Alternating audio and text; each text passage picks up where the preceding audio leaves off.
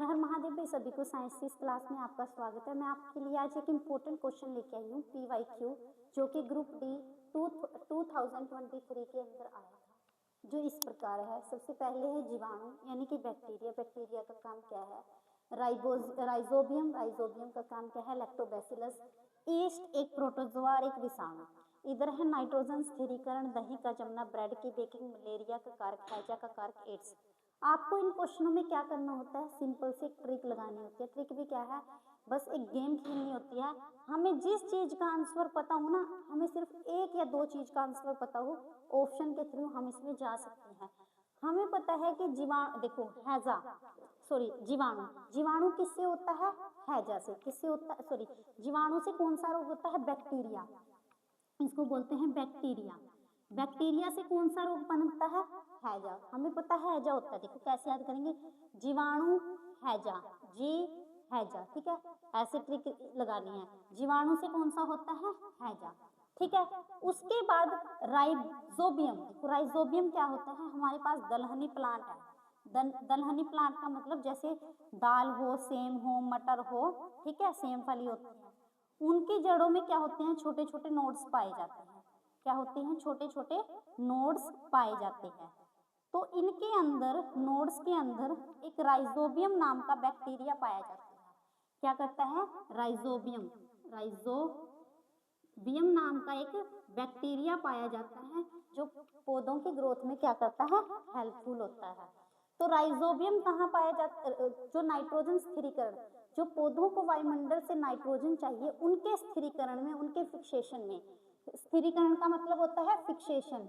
क्या होता है? फिक्सेशन, फिक्स करना, किसी चीज को फिक्स करना। तो राइजोबियम क्या है? एक बैक्टीरिया है। कहाँ पाया जाता है? दलहनी प्लांट। दलहनी प्लांट कौन सी? जैसे दाल है, जितनी भी दाल वाले हैं, सेम है, मटर है, उनके प्लांट में एक नोड पाया जाता है। ऐसे करके नोड पाया जाता है। उसमें क्या होता है? राइजोबियम नाम का बैक्टीरिया होता है, जहाँ पे नाइट्रोजन फिक्सेशन यानी कि नाइट्रोजन को स्थिर करने का काम करता है, जो क्या होता है?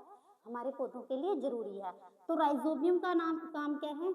नाइट्रोजन स्थिरीकरण करना यानी कि नाइट्रोजन फिक्सेशन करना। उसके बाद लैक्टोबैसिलस। हमने एक टॉपिक किया था जिसमें हमने सम एसिड नेम किए थे कि वो किस में पाए जाते हैं। लैक्टोबैसिलस। लैक्टोबैसिलस किस में पाया जाता है? Lactic acid. इसका नाम ही लैक्टिक एसिड है, लैक्टोबैसिलस या फिर लैक्टिक एसिड।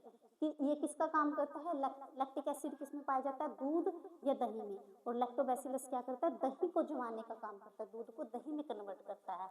तो जो लैक्टोबैसिलस है वो क्या करता है? दही का जमना।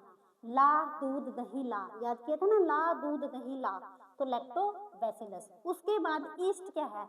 ईस्ट होता है किसी चीज का फूलना। मान लो हमने क्या किया, ब्रेड की जब हम बेकिंग करते हैं, ब्रेड को फुलाते हैं, मैदे को फुलाते हैं, जैसे हम पिज्जा वगैरह बनाते हैं, तो उसमें क्या करते हैं हम? ईस्ट यानी कि फर्मेंटेशन का काम करते हैं, किण्वन का काम करते हैं। किण्वन का काम भी यही होता है। इसको किण्वन भी बोलते हैं, इसको फर्मेंटेशन भी बोलते हैं। क्या बोलते हैं? फर्मेंटेशन। ठीक है, इसका काम है ईस्ट का। उसके बाद एक प्रोटोजोआ। प्रोटोजोआ से क्या होता है? मलेरिया। क्या होता है? मलेरिया। क्या होता है? मलेरिया। देखो, जोवा रिया,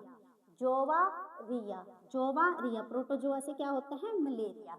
उसके बाद वायरस। एड्स किससे फैलता है? वायरस से। किससे फैलता है? वायरस से। एड्स किससे फैलता है? वायरस से। तो आंसर क्या होगा? ए का 5, बी का फर्स्ट, बी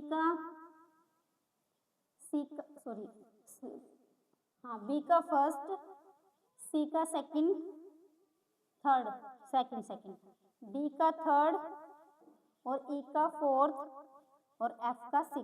ठीक है, ये ऐसे करके क्या होगा? इसका आंसर होगा जीवाणु हैजा, राइबोजियम नाइट्रोजन फिक्सेशन, लैक्टोबैसिलस ला दूध दही ला, ईस्ट फर्मेंटेशन या फिर ब्रेड की बेकिंग, एक प्रोटोजोआ मलेरिया है।